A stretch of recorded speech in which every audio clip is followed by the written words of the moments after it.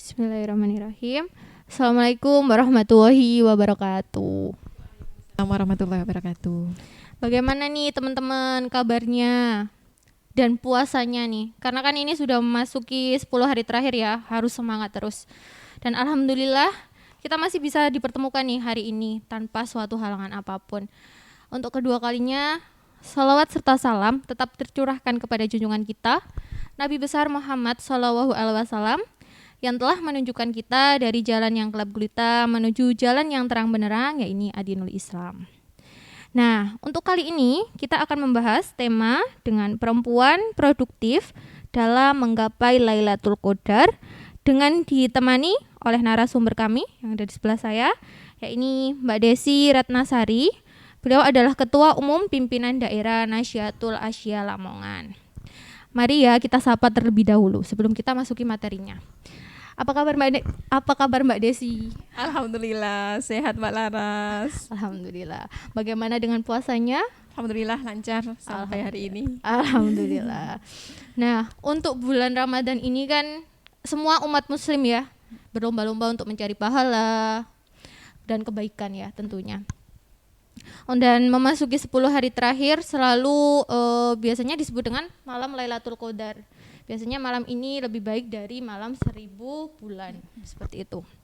Nah, saya sudah mengumpulkan nih pertanyaan dari teman-teman Ipmawati se-daerah Lamongan mengenai malam Lailatul Qadar hari ini atau tahun ini pada bulan Ramadan. Untuk pertanyaan yang pertama nih, bagaimana sih amalan bagi seorang wanita haid di bulan Ramadan? Ya, terima kasih luar biasa ya dari Ipmawati se-daerah Lamongan. Iya, Ipmawati se-daerah. Itu banyaknya sudah lebih dari ratusan. Ya, alhamdulillah. Baik, terima kasih. Saya awali. Bismillahirrahmanirrahim. Assalamualaikum warahmatullahi wabarakatuh. Waalaikumsalam warahmatullahi wabarakatuh. Bismillahirrahmanirrahim. Alhamdulillahirabbil alamin. Hamdan yuwafi ni'mah wa yukafi mazidah. Asyhadu an la ilaha illallah wahdahu la syarikalah wa asyhadu anna Muhammadan abduhu wa rasuluh amma ba'du. Ya, alhamdulillah kita masih diberi kesempatan oleh Allah bertemu dengan bulan suci Ramadan di tahun ini dan bisa sampai menjalani ibadah puasa sampai hari ini ya. Untuk semua orang tentu menginginkan dapat menjalankan serangkaian ibadah di bulan suci Ramadan secara tuntas, 30 hari full gitu ya. Pasti kan ya? Pastinya. Ya. Nah, namun untuk perempuan ini pasti mengalami dalam 30 hari itu ada masa ketika perempuan itu mengalami halangan menstruasi ya atau haid. Nah, ini ada larangan-larangan yang harus dihindari untuk perempuan yang sedang berhalangan. Yang pertama tentu puasa. Perempuan yang sedang berhalangan tidak boleh menjalankan puasa. Tapi dia punya kewajiban untuk mengqadha atau mengganti di hari lain setelah bulan Ramadan.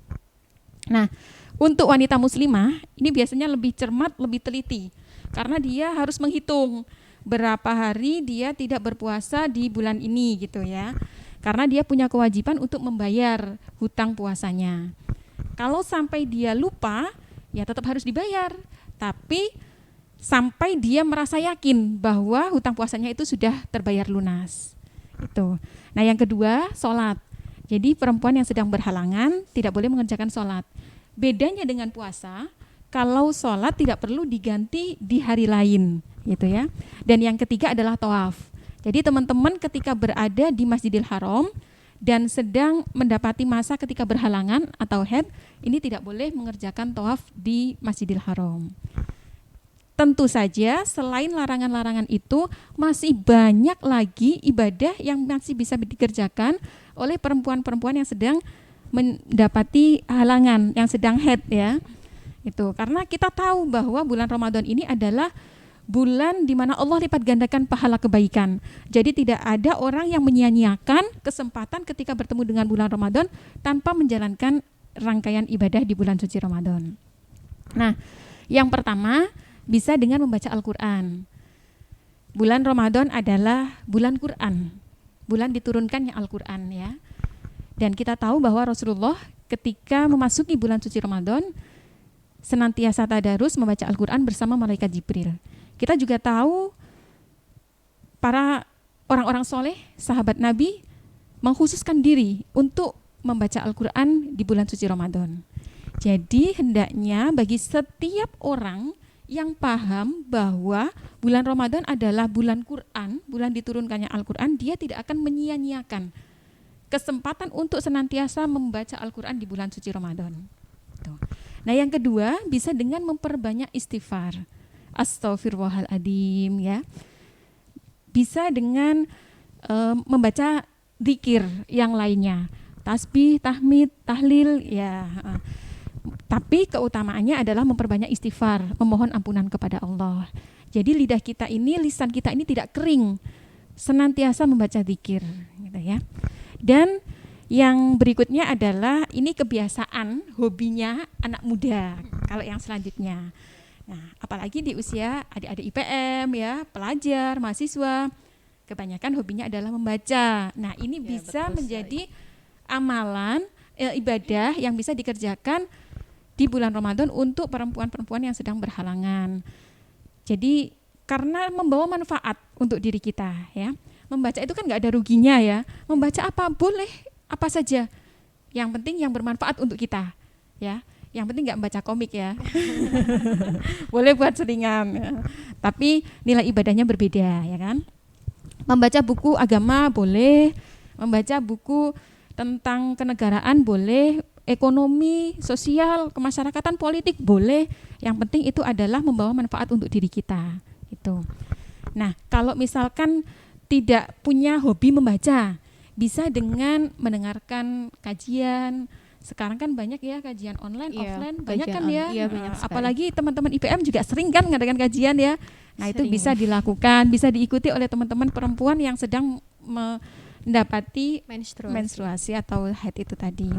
Jadi kesehariannya aktivitasnya tidak dengan tidur terus ya, tidak dengan tidur dari malam tidur nanti pagi bangun menjelang siang tidur lagi ya sampai menjelang maghrib berbuka puasa. Nah mungkin memang ya tidur itu ibadah ya, tapi dilihat dari tujuannya. Kalau misalkan ia tidur untuk mengumpulkan tenaga supaya bisa menjalankan ibadah yang lebih banyak lagi, boleh, it's okay ya. Tapi kalau tidur terus tidak ada menjalankan ibadah yang lainnya, lalu bagaimana kita mendapatkan pahala yang lebih di bulan suci Ramadan gitu kan ya. Nah, itu. Nah, selanjutnya adalah sabar ya. Jadi terutama untuk teman-teman perempuan yang sedang berhalangan, yang diberi nikmat sakit yang luar biasa, ada kan ya biasanya ya teman-teman perempuan kalau orang Jawa bilang apa biasanya? Dilepen. Nah, kalau itu istilah medisnya itu biasanya tuh bilangnya disminor. Disminor, betul sekali ya. Nah ini ya harus meningkatkan kesabarannya karena biasanya juga ketika orang sedang berhalangan dia emosionalnya meningkat gitu. MS biasanya. Nah, biasanya orang-orang dengernya kayak gitu ya. Nanti sensi dikit gitu bilangnya apa? Lagi dapet kali ya. Nah, gitu ya. Marah terus. Oh, gitu. Nah, ini pentingnya sabar ya.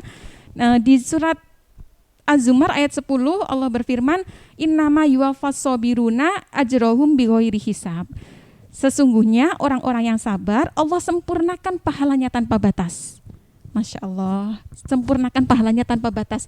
Kalau orang anak muda zaman sekarang bilangnya tanpa batas itu apa? Unlimited. Nah, ya kan? Udah kayak kartu-kartu aja ya, unlimited betul. Gitu. Nah, itu untuk mungkin yang sering dirasakan anak-anak muda zaman sekarang ya. Jadi paling tidak mengontrol emosi ketika sedang berhalangan dengan sabar. Tidak menutup kemungkinan juga untuk ibu-ibu yang sudah menikah. Jadi kita tidak pernah tahu apa ujian yang akan kita dapatkan dari Allah ya. Betul sekali. Termasuk saya bisa jadi semuanya dalam keluarga itu baik, terus pekerjaannya baik, tapi Allah uji lewat rumah tangganya, lewat pasangannya. Nah, itu kita tidak pernah tahu. Ini yang harus kita tingkatkan kesabaran kita, apalagi sebagai seorang perempuan, sebagai seorang ibu. Kalau kita ingat kisahnya Nabi Ibrahim alaihissalam dengan istrinya Siti Hajar ya, bagaimana kesabaran Siti Hajar ketika sedang LDR. Nah tuh, pasti kalau anak-anak muda bilang LDR udah langsung celing gitu ya. Nah saat itu Nabi Ibrahim alaihissalam sedang di Palestina, Siti Hajar di Mekah, ya kan? Dia sedang LDR. Nah ini mungkin kalau untuk adik-adik IPM, kalau mendengar statement yang ini, mungkin, belum nikah udah pembahasannya nikah terus gitu ya. Jadi motivasi aja. Anggap saja ini kajian pranikah gitu ya. Nah, jadi ketika Nabi Ibrahim alaihissalam dan istrinya Siti Hajar ini LDR, ya, yang Nabi Ibrahim di Palestina, Siti Hajar di Mekah, dia sabar dan menjaga rumah tangganya Siti Hajar itu. Jadi apa tipsnya untuk bisa menjaga hubungannya dengan baik? Tipsnya adalah saling menitipkan pasangan kepada Allah. Ya, jadi suaminya menitipkan pasangan kepada Allah, istrinya menitipkan pasangan kepada Allah, dan saling menjaga kepercayaan. Nah, bagaimana Siti Hajar ini sabar, kuat, berusaha untuk yang terbaik bagi anaknya. Dan saya yakin semua ibu juga bakal seperti itu, ya. Mbak Laras juga besok kalau sudah berkeluarga, ya, sudah mempunyai putra putri, tentu kan pengennya yang terbaik ya untuk putranya ya. Betul sekali. Nah, iya. Begitu juga yang dilakukan oleh Siti Hajar. Jadi dia berjuang sekuat tenaga sampai tidak kehabisan ya. Ketika dia mencari air untuk putranya ya, masih ingat ya. Jadi dia berlari dari Bukit Sofa ke Bukit Marwah, dari Bukit Marwah ke Bukit Sofa, terus dilakukan sampai 7 kali ya. Ternyata ada di mana airnya? Ada di bawah telapak kaki Nabi Ismail alaihissalam. Nah, apakah setelah airnya itu ketemu terus Siti Hajar berkata, oh ternyata airnya ada di situ, tahu gitu saya nggak lari ke sana kemari. Bilang gitu nggak kira-kira? Enggak ya? Enggak. Karena justru Siti Hajar itu berjuang sekuat tenaga, berusaha ikhtiar berdoa kepada Allah, akhirnya Allah tunjukkan air itu ada di bawah telapak kaki Nabi Ismail alaihissalam. Nah, ini jadi pentingnya sabar. Kita tidak tahu ujian apa yang akan diberikan Allah kepada kita, ya. Kita harus senantiasa sabar. Kalau yang sudah berkeluarga juga apapun yang sedang terjadi dalam keluarga kita ya, kalau pasangan melakukan hal yang kita tidak sukai, ya sudah kita sabar ya. Kalau kita sedang mendapati sakit yang luar biasa, kita sabar. Nah, itu pentingnya sabar. Jadi itu tadi Mbak yang bisa dilakukan amalan-amalan ketika perempuan sedang berhalangan, sedang haid itu tadi. Masya Allah sekali ya, perempuan itu luar biasa ya, dikasih sakit karena haid tapi masih bisa mengamalkan amalan yang baik, seperti tetap berzikir pada saat masih haid, tetap melakukan sabar. Nah itu juga tuh teman-teman ya, harus dilakukan, jangan hanya tidur dari pagi sampai sore tuh kan. Iya. Amalannya nanti malah nggak dapet, pahalanya hilang malah. Iya. Jadi harus diterapkan. Oke, pertanyaan yang selanjutnya ya ini, bagaimana sih kita mengetahui ciri-ciri malam Lailatul Qadar itu sendiri? Iya, kalau ciri-ciri malam Lailatul Qadar, bulan Ramadan ini mempunyai keutamaan yang banyak yang dirahasiakan oleh Allah. Salah satunya adalah malam Lailatul Qadar, yang sering kita dengar dengan malam 1000 bulan ya. Dalam Al-Qur'an surat Al-Qadar ayat 3, Lailatul Qadri khairum min alfi syahr. Kemuliaan itu lebih baik dari malam 1000 bulan. Lalu kapan terjadinya malam Lailatul Qadar? Tidak ada yang tahu kapan terjadinya malam Lailatul Qadar. Karena Allah ingin hambanya itu bersungguh-sungguh dalam melakukan kebaikan. Tapi ketika kita bersungguh-sungguh ingin mengejar malam Lailatul Qadar, Rasulullah mempunyai petunjuk akan hal ini. Rasulullah bersabda,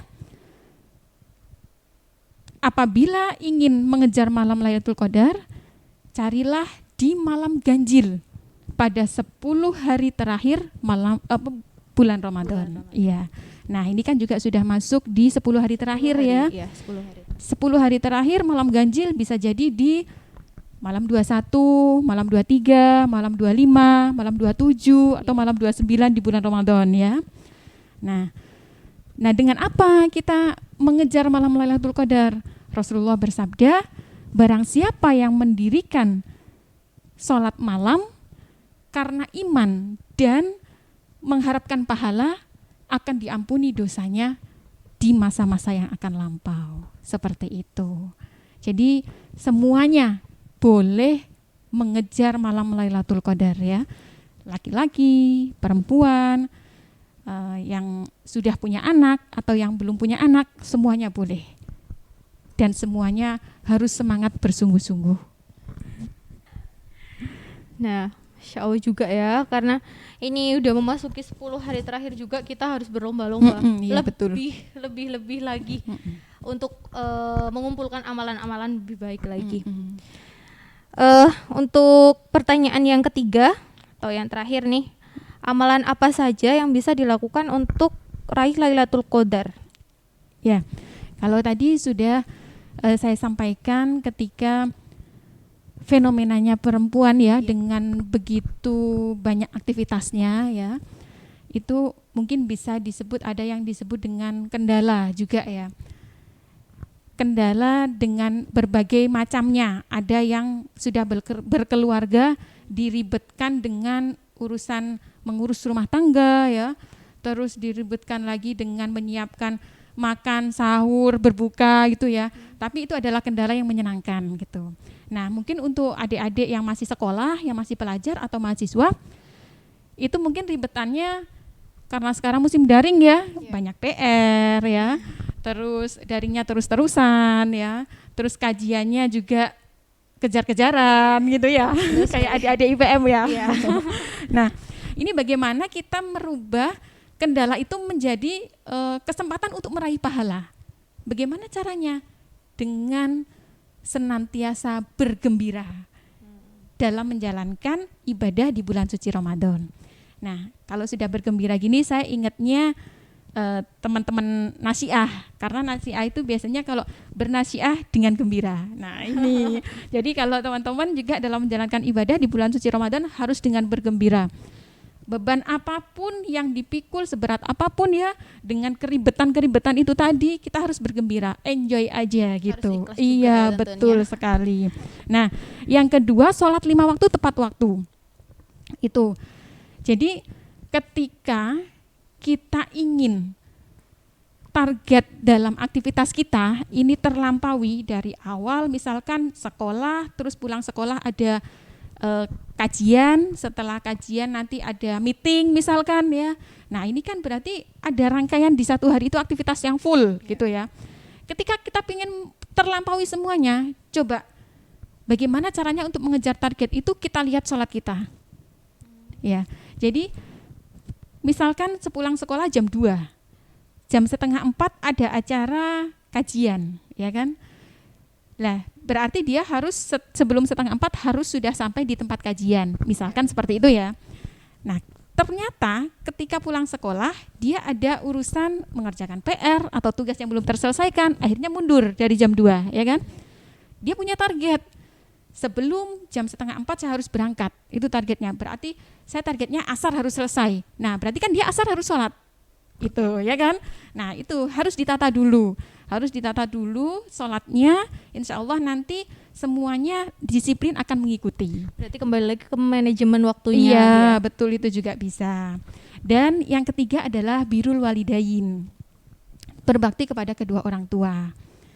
Dalam surat An-Nisa ayat 36, wa'budullaha wala tusyriku bihi syai'a wa bil walidaini ihsana ya. Jadi sembahlah Allah dan janganlah kamu mempersekutukan dengan sesuatu apapun, dan berbuat baiklah kepada orang tua. Selama orang tua kita masih ada, masih hidup keduanya, manfaatkanlah untuk senantiasa berbakti kepada kedua orang tua. Ya. Jadi meskipun hanya dengan menelpon, Bu, bagaimana kabarnya? Pak, bagaimana kabarnya ya? Bu, sudah makan atau belum? Itu sudah Masya Allah luar biasa hati orang tua. Nah ini ya, kita bayangkan kalau kita sudah tidak mempunyai orang tua, kepada siapa kita akan berbakti? Nah itu, nanti yang ada penyesalan sudah di belakang. Nah sekarang sudah, mumpung masih ada orang tua, mari dimanfaatkan baik-baik waktunya untuk senantiasa berbakti kepada kedua orang tua. Dan yang terakhir adalah senantiasa menjaga lisan. Itu. Jadi kita kadang tidak menyadari nikmat yang Allah berikan. Lisan kita ini luar biasa ya. Lisan itu tempatnya mengungkapkan isi hati kita. Tapi hati-hati dengan lisan. Lisan juga bisa mengantarkan kita ke api neraka. Nah, itu. Mulutmu harimau. Iya, betul. Itu yang sering terdengar ya. Apalagi perempuan kalau sering gibah ya. Nah, itu ya, jangan sampai ya. Di bulan-bulan selain bulan Ramadan aja nggak boleh ya, apalagi di bulan Ramadan. Wah. Masya Allah sekali ya. Itu tadi jangan ada gibah. Jangan ada gibah, apalagi di bulan Ramadan ini ya. Amalan aja, amalan baik aja. Dan gibahnya diganti zikir. Kalaupun tidak tasbih, tahmid, tahlil, kita baca Allah gitu, senantiasa mengingat Allah. Tapi kan kalau kita bisa mengucap ya astagfirullahaladzim, kenapa tidak gitu kan ya. Tuh betul sekali. Lebih baik zikir daripada gibah. Banyakin zikir gitu. Nah, di era pandemi ini kan ya, kita sering sekali disuruh bekerja, sekolah atau kajian itu kan selalu di rumah. Nah, bagaimana nih kita melakukan kayak Lailatul Qadar atau kita ibadah itu selalu di rumah itu? Apakah boleh? Boleh, karena memang biasanya kalau kayak iktikaf itu kan memang yang biasa dilakukan kalau di masjid itu kan supaya tidak banyak gangguan ya, karena bisa fokus gitu ya. Nah, sekarang musim pandemi jadi ya di rumah pun tidak apa-apa, tetap dengan amalan-amalan yang salah satunya sudah saya sebutkan tadi. Jadi senantiasa kalau laki-laki mungkin bisa dengan mudah untuk ke masjid gitu ya, tanpa misal kalau perempuan kan masih ada ibu-ibu terutama ya, masih ada anak yang kecil-kecil misalkan ya. Nah, itu kan bisa menghalangi untuk sholat berjamaah di masjid ya. Tapi dengan ibadah yang lainnya dia bisa tetap untuk mengejar malam Lailatul Qadar dengan ibadah-ibadah yang lainnya gitu. Nah, kalau laki-laki kan waktunya ke masjid, adzan ke masjid ya sudah pergi ke masjid. Tapi kalau perempuan kadang masih memberatkan karena ada kerucil-kerucilnya itu tadi. Masih ada yang megangin di belakang. Iya. Wah, nggak kerasa ya pembahasan kita hari ini sangat-sangat bermanfaat sekali. Dan untuk teman-teman jangan lupa ya, dari awal pertanyaan awal sampai akhir yang udah dibahas harus diterapkan untuk 10 hari terakhir ini. Nah, terima kasih ya Mbak Desi untuk waktunya hari ini atau kali ini. Jangan lupa juga nonton channel YouTube-nya IPM Lamongan dan jangan lupa tinggalkan komen, subscribe dan like-nya. Dengan saya hostnya. Iya. Terakhir ya Mbak ya. Monggo. Jadi untuk teman-teman perempuan yang memang sedang berhalangan ya, ketika di bulan Ramadan jangan malas ya. Kuncinya jangan malas untuk senantiasa melaksanakan ibadah gitu ya. Jadi memang harus dipaksa, harus dilawan rasa malasnya dan senantiasa berdoa kepada Allah agar terhindar dari rasa malas gitu. Nah, Allahumma inni a'udzubika minal hammi wal hazani wa a'udzubika minal ajazi wal kasali wa a'udzubika minal bukhli wal jubni wa a'udzubika min ghalabatid daini wa qahri rijal. Itu. Dan orang yang senantiasa bersemangat dalam menjalankan ibadah di bulan Ramadan semampunya, insyaallah akan mendapatkan malam Lailatul Qadar. Amin. Amin. Insyaallah. Tuh ya pesannya Mbak Desi ya, jangan malas beribadah meskipun dalam halangan itu bukan alasan untuk kita malas-malasan beribadah. Harus mengamalkan, harus benar mengamalkan. Oke, saya akhiri. Apa masih ada tambahan lagi? Sampun. Apa? Nanti kalau misalkan mau dilanjut silaturahim ya atau menyapa bisa di kolom chat ya. Oh, boleh. Kolom komentar. Boleh ditinggalkan di komentar ya. Teman-teman juga boleh kayak ada pertanyaan atau spill pertanyaan lagi atau masih penasaran mengenai bagaimana sih tentang perempuan ya di masa Ramadan ini atau haid apa, itu boleh di-spillkan di komen nanti. Baik, terima kasih, saya akhiri kalau begitu ya. Iya, monggo. Baik, terima kasih. Mohon maaf kalau ada kekurangan. Albiru manitako. Assalamualaikum warahmatullahi wabarakatuh. Terima kasih Mbak Desi. Wah. Saya akhiri juga karena ini sudah waktunya untuk mengakhirinya.